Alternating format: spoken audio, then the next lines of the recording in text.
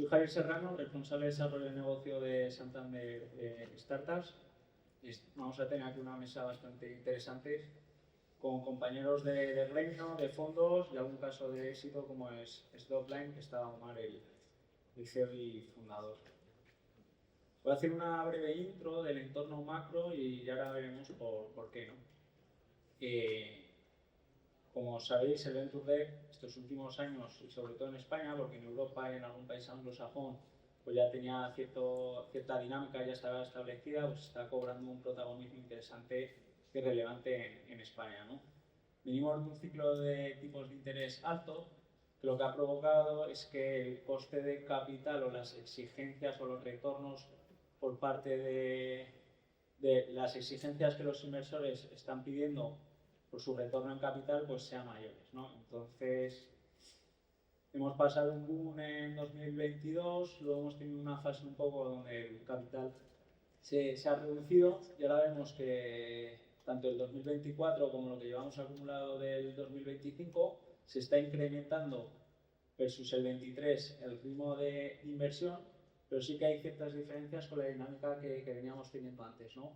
Por un lado, estamos viendo que hay menor número de rondas y que el número de rondas se va reduciendo, pero por otro lado el tamaño de las mismas y el tamaño medio de las rondas se va incrementando. Y no solo eso, ¿no? También tenemos como los fondos, los bancos y todos los agentes que invierten en el ecosistema, pues las due diligence que realizan son más exigentes, se miran más los KPIs, las métricas cobran mayor relevancia y se está siendo mucho más selectivo en la alocación del capital, ¿no? Y aquí es donde el Venture Debt juega un papel protagonista y el porqué de, bueno, pues de que haya varios agentes nuevos. Aquí tenemos agentes que llevan más de 10 años, como puede ser Inverready, haciendo Venture Debt, y luego tenemos nuevos players o entidades financieras que llevan 3, 4, incluso 2 años, como es el propio Banco Santander, haciendo Venture Debt, ¿no? El Venture Debt, ¿qué permite principalmente? Y hago la intro porque creo que con los expertos que tenemos aquí vamos a poder ser un poco más didácticos y entrar a profundizar en el Venture, ¿no? Pero el Venture Debt, al final, pues, ¿qué permite a las compañías? Es una financiación pseudo capital que no deja de ser deuda, pero bueno, que te permite ganar ese runway, ganar esa caja para acometer ese crecimiento que tienes con una dilución muchísimo menor, ¿no? Entonces, como vamos justos de tiempo, se van a ir presentando a medida que vayan respondiendo un poco, también para que veáis cuáles son las tesis de inversión que cada uno de ellos tiene, si tenéis una startup, pues si puede encajar o no, ¿no? Entonces, yo quería lanzar aquí una primera pregunta y es, oye, ¿el Venture Debt es para todas las compañías, no? ¿En qué perfil encaja, en qué fase? Y lanzo así un poco la pregunta al aire. No, me lancé yo. Quizás ser más mayor de este selecto grupo. Bueno, yo soy Miguel Ángel Alcalá, responsable de BBVA Spark para España. BBVA Spark, muy rápido, es una unidad de negocio que crea el banco hace ya también 4 años, pues para estar, ¿no?, en el ecosistema emprendedor y con esa ambición de querer ser el banco del ecosistema emprendedor. Entendíamos que había un nicho ahí donde fundamentalmente había fondos de deuda, algún banco que ya venía desde hace tiempo trabajando y tal, pero entendíamos que había masa, mercado suficiente para estar y apoyar a los emprendedores, ¿no? Entonces, sobre la pregunta, yo la respuesta me la voy a llevar a la estructura de capital de una empresa. E intentaré ser muy breve, ¿no? O sea, para mí la idea es, de la misma manera que es muy imprudente pedir deuda cuando estás al comienzo de tu proyecto, es muy imprudente porque el riesgo que está asumiendo la empresa en ese momento de lanzamiento, donde todavía no se ha hecho la validación del famoso Product Market Fit, ese es un riesgo de equity y sería muy imprudente pedir deuda y más imprudente que os la den.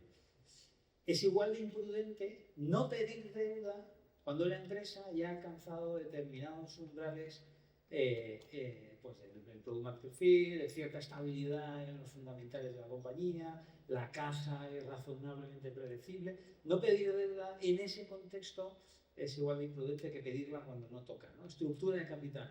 ¿Por qué? Porque la deuda es algo mucho más barato que el equity, mucho más barato que el equity. Y el emprendedor tiene que pensar en clave de cómo maximizo la rentabilidad de mi empresa. Si tú financias tu proyecto todo con deuda, todo con equity, es muy caro, tu empresa va a ser menos rentable. Si optimizas, y ese es el ejercicio difícil, ¿no?, que hay que hacer en estos, ¿no?, cuando uno se pone a pensar en la estructura de capital, este es el ejercicio difícil. ¿Cuánto equity, cuánta deuda?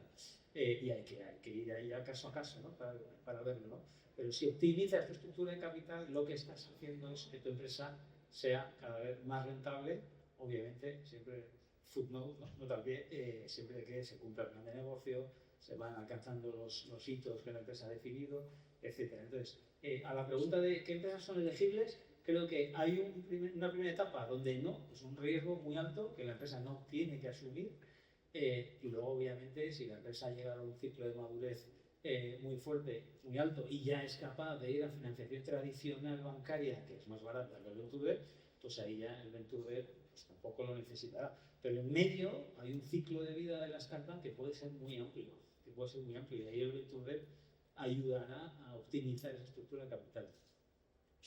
Y tenemos que ir a pedir Venture Debt cuando estamos sin caja, o si yo soy una startup, soy el financiero de una startup, ¿cuándo me doy cuenta de que es el momento óptimo, ¿no? Yo sí que os contesto esta. Yo vengo por parte de Banco Sabadell. En Banco Sabadell tenemos dos vehículos. Tenemos lo que sería el Startup, que nacimos en 2013 para ofrecer servicios financieros 360 a startups. También tenemos inversión en equity en fases muy incipientes, entre semilla a semilla. Y luego disponemos de Sabadell Venture Capital para hacer ya operaciones más grandes a partir de Serie A, tanto en capital como en Venture Debt, que lo lanzamos en 2017, justo después de Inverready. Y entonces, en esta línea, o sea, al final el Venture Debt, y lo ha explicado Miguel Ángel, ¿no? O sea, no es para cualquier compañía y hay que saber también cuándo pedirlo. En nuestro caso, el Venture Debt empezamos a poderlo estudiar en una Serie A, normalmente. Un poco antes sería complicado porque la compañía no suele tener la suficiente tracción y predictibilidad de caja para poder analizar este tipo de operaciones, hasta luego pues lo que sería Growth, que ya sería Series B, Series C, poder llegar hasta los 15 millones de euros, ¿no? Entonces, un poco respondiendo la pregunta, siempre es mejor ir a pedir ya sea deuda o capital cuando tengas caja. Y por un sencillo motivo, porque tienes más poder de negociación. Y la Venture Debt, al igual que el capital, suele encajar muy bien con rondas, ya sea pues, para complementar una ronda, entonces la puedes negociar esta deuda conjuntamente con el capital, o bien para evitar hacer una ronda. Tengo suficiente caja, pero no la suficiente para ejecutar mi plan de negocio. Lo que voy a hacer es levantar un Venture Debt para, por ejemplo, pues levantar una Serie A o una Serie B con mejores métricas y poder defender una mayor valoración. También lo hemos visto en compañías que se están vendiendo. Por ejemplo, os pongo un caso de Vinis, que es una compañía que se vendió a Apple.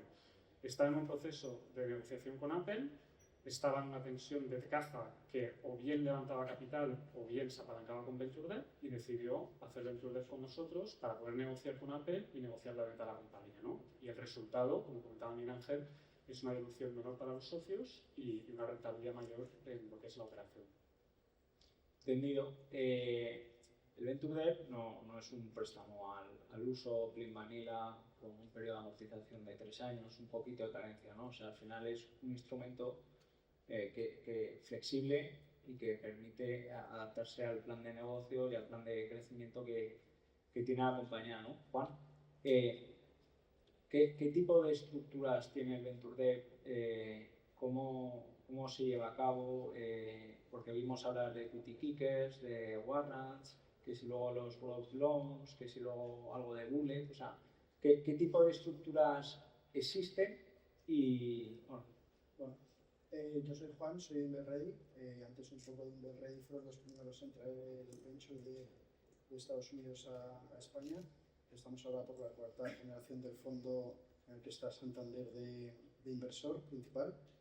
Y un poco lo que comentabas aquí, las estructuras que estamos viendo, yo creo que un poco el Venture Debt, como empezó por el Plain Vanilla, es un poco pues eso, la carencia de 6 meses, 12 meses, un poco según las necesidades de la empresa, y después una amortización de 3 años.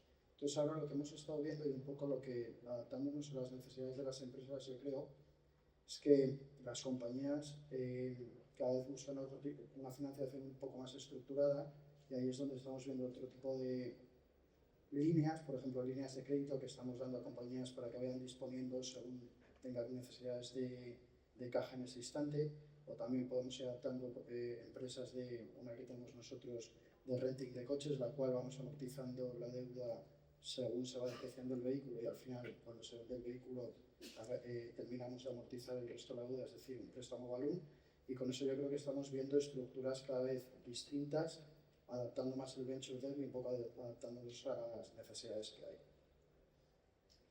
¿Alguno queréis comentar? Bueno, sí, yo soy Manuel de Arcano, y aquí vengo en representación de la división de fondos públicos que tenemos en Arcano. Gestionamos distintos programas, pero en particular uno que podemos hacer todo tipo de instrumentos, o sea, podemos hacer también venture, y de hecho el año pasado pues, en el evento nos dimos cuenta de que puede ser una sesión interesante y lo propusimos, ¿no? Creo que venture pues cada vez va cogiendo más fuerza, pero no solo, también hay otras opciones, y yo creo que con lo que me comentaban mis compañeros antes, hay también otro instrumento que a nosotros nos está yendo bastante bien, son notas convertibles, que en relación con esa caja necesaria pues consume menos, pero a cambio es verdad que también el emprendedor pues se abre a compartir más equity, ¿no? Entonces, realmente hay mucho tipo de estructuras. Ambas creo que están creciendo, tanto el venture como las notas convertibles. Por ejemplo, Inverready también habéis tenido una sobresuscripción, ¿no? Con el fondo de notas convertibles. Creo que es otro instrumento muy interesante, quizá para fases más iniciales, por lo que comentaba pues esas fases iniciales más asociadas al equity, pues efectivamente parece más de una nota convertible, y una fase más growth o late, pues quizá más venture, ¿no? Nosotros, ya digo, en nuestro programa somos agnósticos en la estructura, o sea, podemos hacer tanto equity como notas convertibles, venture debt, incluso deuda senior. Es un programa que gestionamos para la Junta de Andalucía y son 55 millones a invertir hasta diciembre del 27, y sí que se requiere una vinculación obviamente con Andalucía porque son sus fondos. Pero que podemos acompañar mucho tipo de estructuras. Esa vinculación puede ser porque tengan la sede social aquí o porque acometan un proyecto de inversión aquí, ¿no? Y de hecho, Omar es un buen ejemplo de nuestro programa, porque estamos invertidos en Dockland, que luego quizá nos pueda comentar. Sí, si quieres, Omar, un poco, cuéntanos qué es lo que hacéis, un poco la trayectoria del equity de tu compañía, pero enfocada a un modo de cómo ha sido esa negociación con los distintos agentes o inversores dentro de tu compañía, ¿no? ¿En qué momentos has tenido que ceder más? ¿En qué momentos has dicho, oye, no, mi compañía va de esta manera, algo más? O sea, un poco el equity de la compañía y esa negociación que has tenido con los distintos agentes, porque antes me comentabas que habéis considerado también hacer Venture Debt, que no lo hicisteis. O sea, cuéntanos un poco. Bueno, yo creo que soy el único con la gorra de startup, ¿no? Así que lo primero, bueno, contar rápidamente qué es lo que nosotros hacemos para que no nos conozcan, ¿no? Dockline es un hospital digital P2B que fundamentalmente se integra con compañías aseguradoras y grandes corporaciones que quieran cuidar de sus empleados, ¿no? Nosotros al final solucionamos dos retos: lista de espera que hay en sanidad privada, estamos en el ámbito privado. En España pues hay más de 12 millones de asegurados en el sector privado, es un sector muy importante, y ayudamos a nuestros clientes también a optimizar costes. Dicho todo esto, el equity story de la compañía y también para conectarlo con la parte del venture debt, estoy completamente de acuerdo con lo que han comentado antes. Al final, pues tienes que valorar la financiación dependiendo del momento en el que estés, la caja que estés generando, la tracción que has tenido. O sea, hay muchos factores, ¿no?, que tienes que tener en cuenta. Esto del venture debt en España pues, se está desarrollando, ¿no?, que al final no lleva 20 años el venture debt, lleva pocos años. Los bancos también están siendo valientes en general con las startups. Creo que cada vez tienen más iniciativas y más cosas. Y ya depende del encaje que tenga para el emprendedor y para la compañía. Nosotros en 2022 levantamos una ronda de equity que fue de 4 millones en total, hicimos 3, luego hicimos 1 millón, fue de 4. Justo hace poco levantamos otra ronda, estamos en un punto ya más avanzado y la publicaremos dentro de pocas semanas, ¿no? Y entre estas dos rondas valoramos el venture debt, ¿no? Ya habíamos superado el millón de euros de ingresos recurrentes al año. Pues casi todas las startups al final están con el reto de 0 a 1 millón, ¿no?, de cómo crecer, ¿no? Y yo creo que ahí pasaron varias cosas y cada compañía es un mundo, que esto también depende del momento, del negocio que tengas, depende de tu cap table, si puedes tener limitaciones, ¿no? Al final pues también hay un tema de governance, hay venture capital que sí que le encaja que tú combines con venture debt y otro tipo de inversor pues a lo mejor pues le tensiona, ¿no? Entonces tienes que valorar todo eso, ¿no? Nosotros cuando valoramos venture debt fue hace ya más de 2 años y viendo ahora pues cómo ha ido evolucionando el venture debt, creo que ha evolucionado bastante, ¿no? Cuando lo valoramos pues vimos que había algunas cosas que quizás por el momento de la compañía lo vimos un poco más complicado y estábamos esperando, queríamos pues ir más seguros, no asumir tanto riesgo, porque sí es verdad que el venture debt te ayuda para no diluirte a nivel de equity, por eso para los founders es esencial, que tienes que cuidar el equity de la compañía, no tienes que elegir en qué momento hacerlo porque también vas a asumir un riesgo, antes se ha mencionado, ¿no? Y la ronda que hemos cerrado hace poco, pues al final fuimos más a la parte de nota convertible, pues el caso de Arcano que contaba Manuel, fue un poco más lo que a nosotros nos encajó, ¿no? ¿Por qué? Quizás por flexibilidad, por maturity days, que también pues tienes más tiempo, y cada compañía, insisto, cada compañía es un mundo y no todos los instrumentos pueden encajar en todas las compañías.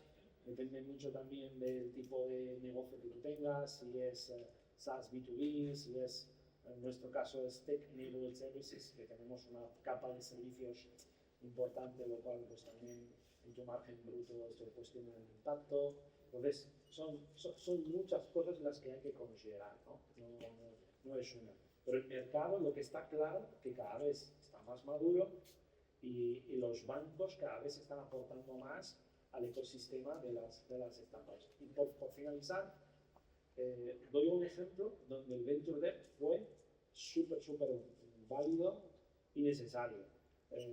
Los que estamos en el ecosistema pues conocemos a Factoria. Factoria en una negociación de una ronda se fue, pidió un venture debt de 5 millones, si no me falla la memoria, y fue clave para poder negociar su valoración, para poder posicionarse, pues su cash, su posición, su situación le permitió ir y coger un venture debt y negociar muy bien los términos del deal, ¿no? Eso es un ejemplo del venture debt.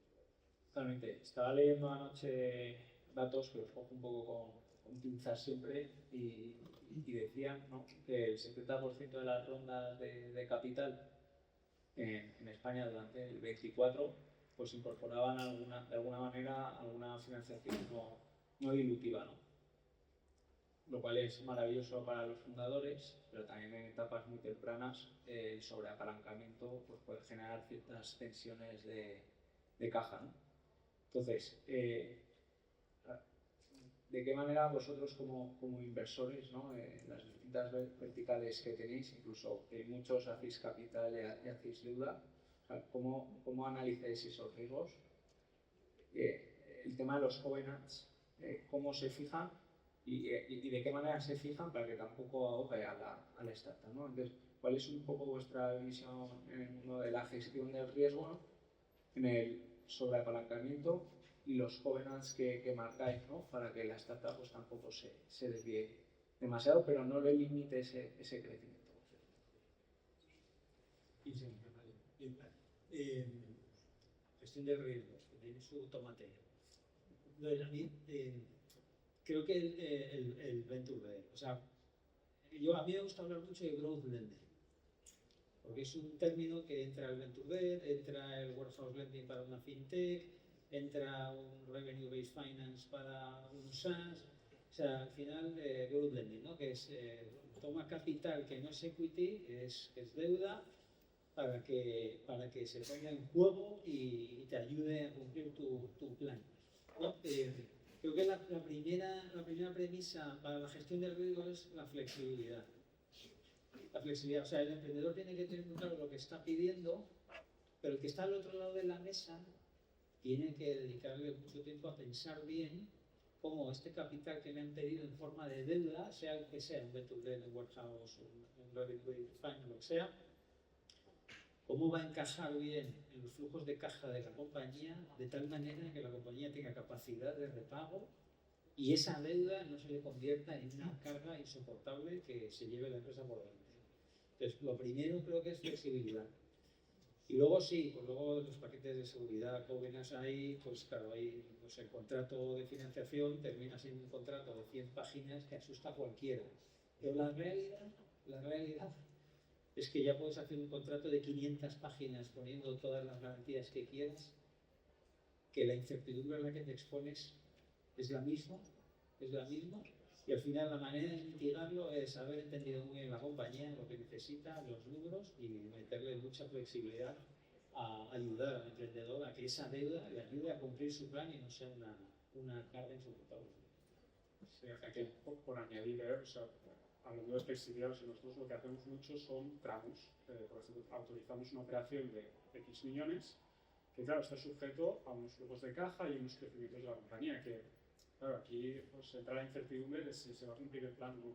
Pues, como para mitigar esta incertidumbre, lo que se puede hacer, lo que hacemos, pero todos los que estamos aquí, es hacerlo por tramos, ¿no? Pues vas faseando los desembolsos a medida que la compañía va cumpliendo los hitos que se esperasen que vayan cumpliendo.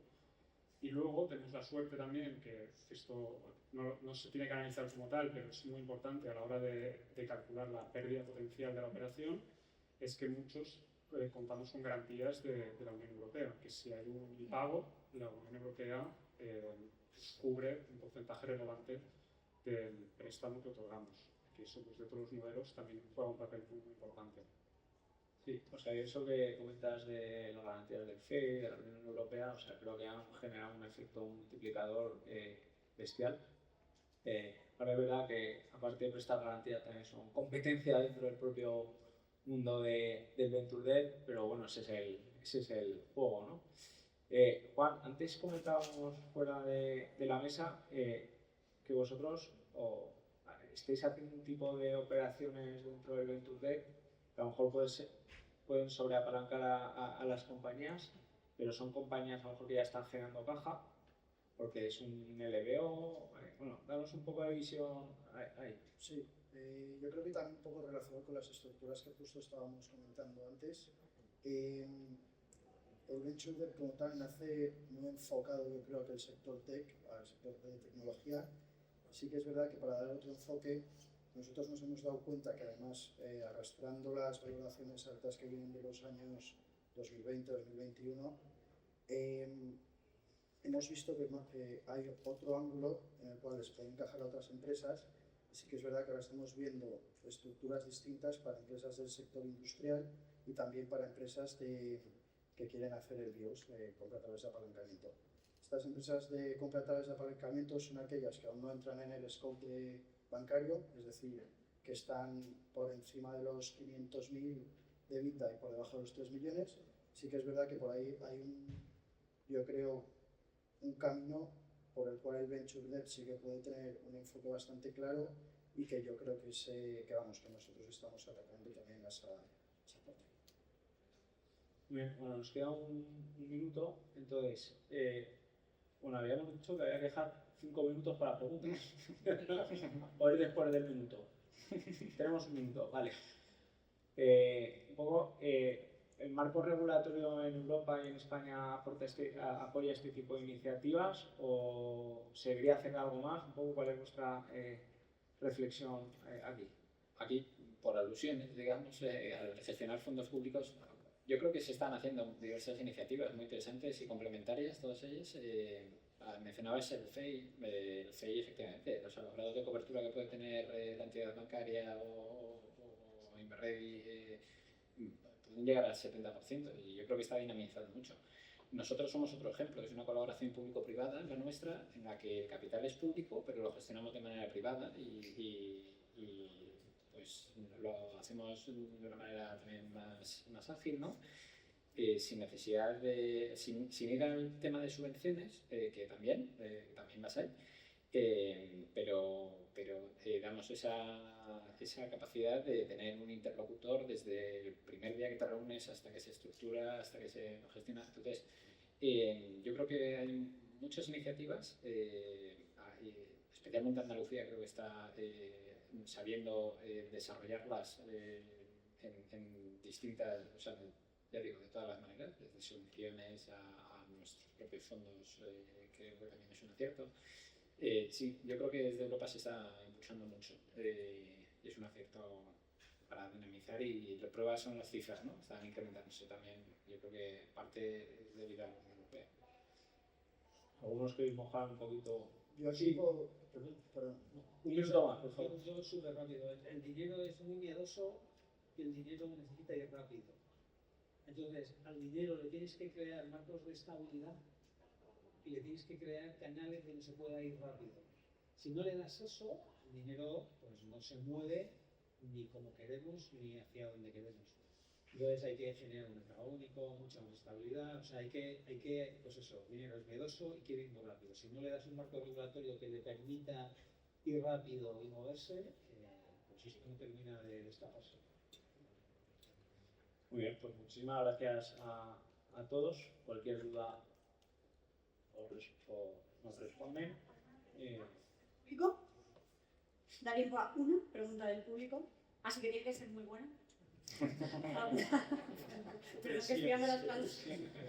O sea, tenéis aquí a 1, 2, 3, 4 y 5 financiadores. O sea, ¿No? Entonces yo creo que podemos dar por finalizar. Muchísimas gracias. Fuerte aplauso para ellos, por favor.